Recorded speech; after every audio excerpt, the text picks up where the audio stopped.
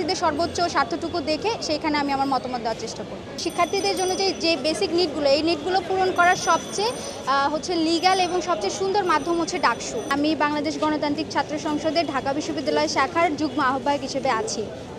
আপনারা একটু আগে দেখলেন যে আমাদের প্যানেল ঘোষণা হলো। আমাদের প্যানেলের নাম হচ্ছে বৈষম্য বিরোধী শিক্ষার্থী সংসদ, এবং আমি হচ্ছে যে এই বৈষম্য বিরোধী শিক্ষার্থী সংসদের প্যানেল থেকে কার্যনির্বাহী সদস্য পদে নির্বাচনে অংশগ্রহণ করছি।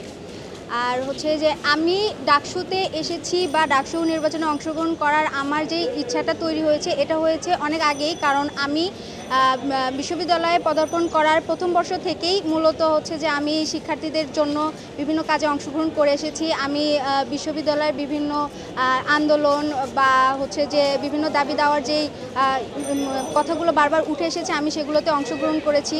আমি আমার হলের সিট সংকট নিয়ে যে আন্দোলনটা হয়েছে কুয়েত মৈত্রী হলে, আমি সেখানে সম্মুখ সারিতে অংশগ্রহণ করেছি। তো আমি হচ্ছে বিশ্ববিদ্যালয়ে পদার্পণের পর থেকেই বিশ্ববিদ্যালয়ে যে পরিবেশ দেখেছি, যেখানে শিক্ষার্থীরা আসলে শিক্ষার্থীদের যে বেসিক নিডগুলো, এই একটা নিডও পূরণ হয় না। সেটা খাদ্য, বাসস্থান কিংবা শিক্ষার পরিবেশ, কোনোটাই পূরণ হয় না। এগুলো দেখেছি এবং এগুলোতে দেখেছি যে অনেকে এগুলো নিয়ে সংগ্রাম করছে, লড়াই করছে এবং কথা বলছে। তো এই জিনিসগুলো আমাকে আকৃষ্ট করেছে এবং আমি মনে করি যে এই শিক্ষার্থীদের জন্য যে বেসিক নিডগুলো, এই নিডগুলো পূরণ করার সবচেয়ে লিগ্যাল এবং সবচেয়ে সুন্দর মাধ্যম হচ্ছে ডাকসু। তো আমি মনে করি যে আমার যেহেতু এই একটা ইচ্ছা বা আমার এই সংগ্রামের একটা জার্নি রয়েছে, আমি ডাকসুর মাধ্যমে এই জার্নিটাকে আরও ভালোভাবে এগিয়ে নিয়ে যেতে পারবো।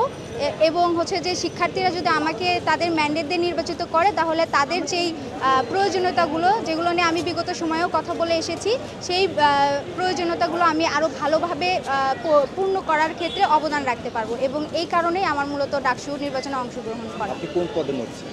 আমি ঢাকা বিশ্ববিদ্যালয় কেন্দ্রীয় সংসদের কার্যনির্বাহী সদস্য পদে অংশগ্রহণ। ঢাকা বিশ্ববিদ্যালয়ের ডাকসুতে যেই পদটা রয়েছে 28টি পদ আমি মনে করি যে সমভাবে গুরুত্বপূর্ণ। কারণ যে এখানে যে কেউই যে জিতে যাবে বা যেই পদে জিতে যাবে, প্রত্যেকেই পলিসি মেকিংয়ের জায়গাতে ইম্প্যাক্ট ফেলতে পারবে।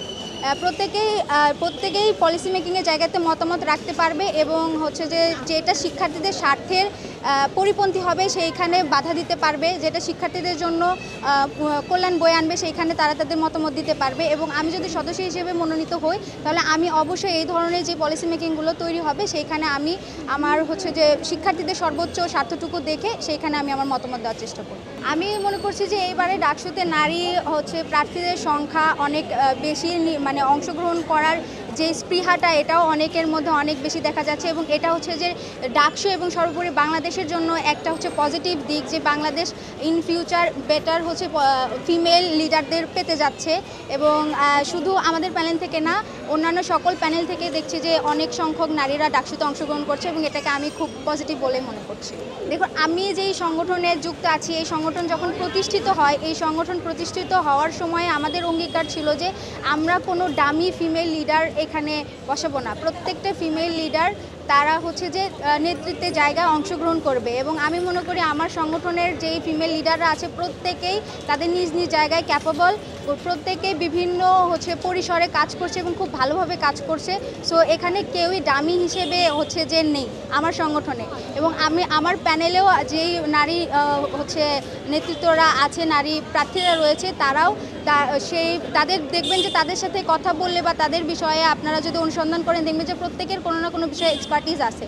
তো তাহলে সেই এক্সপার্টিসগুলো তারা শিক্ষার্থীদের জন্য কাজে লাগাবে। তো অবশ্যই তারা এখানে কোনো ডামি প্রার্থী হিসেবে থাকবে না বলে আমি মনে করছি।